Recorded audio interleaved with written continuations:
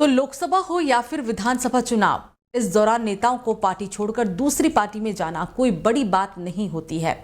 लेकिन जिस तरह इस लोकसभा चुनाव में कांग्रेस के साथ हो रहा है, ये कांग्रेस के लिए किसी बड़ी मुसीबत से कम नहीं है। कांग्रेस के कई वरिष्ठ नेता बीजेपी का दामन थाम चुके हैं। 24 घंटे के भीतर 3 बड़े नेताओं ने कांग्रेस पार्टी को छोड़ दी। और इस बीच डेली 24 भारत के संवाददाता हिमांशु दुबे ने बिहार कांग्रेस के पूर्व अध्यक्ष अनिल शर्मा से खास बातचीत की है। बिहार से कांग्रेस को बड़ा झटका लगा है। कांग्रेस के पूर्व अध्यक्ष अनिल शर्मा ने बीजेपी का दामन थाम लिया है। हमारे साथ बातचीत करने के लिए अनिल शर्मा जी हैं। सर, जिस तरीके से आज आपने बीजेपी ज्वाइन की है और कांग्रेस पार्टी को छोड़ दिया है, क्या बड़ी वजह रही कि आपने कांग्रेस छोड़ दिया?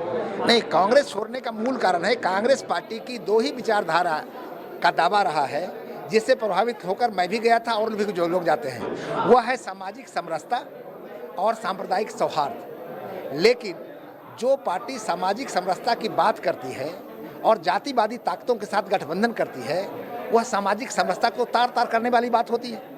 कांग्रेस पार्टी राष्ट्रीय जनता दल के साथ बिहार में गठबंधन करके वही कर रही है। तो जो हम जिस अपेक्षा के साथ गए थे कि सामाजिक समरसता की राजनीति कांग्रेस के माध्यम से करेंगे, वह मैं ठगा हुआ महसूस किया। जहाँ तक धर्मनिरपेक्षता का सवाल है, तो धर्मनिरपेक्षता का मतलब होता है सर्वधर्म समभाव। मगर जो कांग्रेस पार्टी की कार्यशैली हुई नेतृत्व की, जो साफ दिखा जब राम मंदिर का आमंत्रण आया, उसको तो ठुकराने का काम किया। खरगे जी ने भी किया, सोनिया जी ने भी किया। मगर वही सोनिया जी जब अध्यक्ष थी तो रोम में जब मदर टेरेसा का सेंटहुड का कार्यक्रम था, वहाँ पर क्रिश्चियन रिप्रेजेंटेटिव भेजती हैं। तो ये क्या शो करता है कि आपका नज़रिया कॉम्युनल है, आप बायस्ड हैं, आप धर्मनिरपेक्ष नहीं हैं। और दूसरी तरफ खरगे जी जो खुलेआम मंच से कहते हैं कि अगर मोदी वापस आएंगे तो सनातन का राज होगा, इसका मतलब वो चाहते हैं कि सनातन खत्म हो। तो ये दोनों का नज़रिया जो है वो सेकुलर नहीं है और उससे भी मुझे आपत्ति है। लेकिन जिस तरीके से अगर बात करें, कांग्रेस पार्टी जो है ऐसा देखा गया है कि जो इंडी गठबंधन की तरफ से जो बयान निकल कर आते हैं, सनातन विरोधी बयान, चाहे स्टालिन के बेटे की बात करें या और तमाम लोग जो बयान देते हैं, और उसके बाद कांग्रेस उस पर चुप्पी साध लेती है। इस पर क्या कहेंगे कि लगातार ऐसी बयानबाजी होती है, चाहे स्वामी प्रसाद मौर्य की? भाई, प्रत्यक्ष और परोक्ष रूप से कांग्रेस पार्टी उसी सनातन विरोधी ताकतों को रिप्रेजेंट करती है। यही कारण है कि जो सनातन का विरोध करता है, अगर स्वयं ही विरोध भारतीय कांग्रेस का नेता भी तो करता है। अभी वो किया था चिदम्बरम का बेटा, तो कहाँ कार्रवाई किया? इसलिए मैं मानता हूँ कि इस देश में सनातन मिटाने और सनातन बचाने की जो लड़ाई है, उसमें कांग्रेस पार्टी, कांग्रेस के नेता सनातन मिटाने वाली ताकतों को रिप्रेजेंट करते हैं, उनकी अगुवाई कर रहे हैं, चाहे वो राहुल गांधी हों, चाहे खरगे जी हों, चाहे जो भी हों।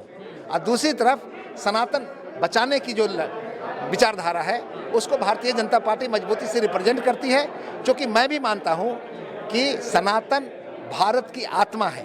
सनातन का खात्मा भारत को कमजोर ही नहीं करेगा, बल्कि भारत की पहचान मिटा देगा। और इसलिए आवश्यक है कि देश को अगर आगे बढ़ना है, भारत को सशक्त होना है, तो साथ साथ सनातन को भी मजबूत रहना होगा। जी सर, जिस तरीके से आप बिहार से आते हैं और कांग्रेस के पूर्व अध्यक्ष भी थे, और अगर वर्तमान की बात करें तो कांग्रेस ने गठबंधन किया है आरजेडी से, तो वहाँ की राजनीति को आप कैसे देखते हैं? जो पप्पू यादव हैं वो कांग्रेस में शामिल हो गए कि उनको पूर्णिया से टिकट मिल जाएगा, लेकिन वहाँ से तो आरजेडी ने अपना उम्मीदवार बना दिया। ऐसे में क्या देखते हैं वहाँ की राजनीति? देखिए, ऐसा है कि कांग्रेस पार्टी पूरे देश में भी कमज़ोर हुई है, बिहार में भी कमज़ोर हुई है।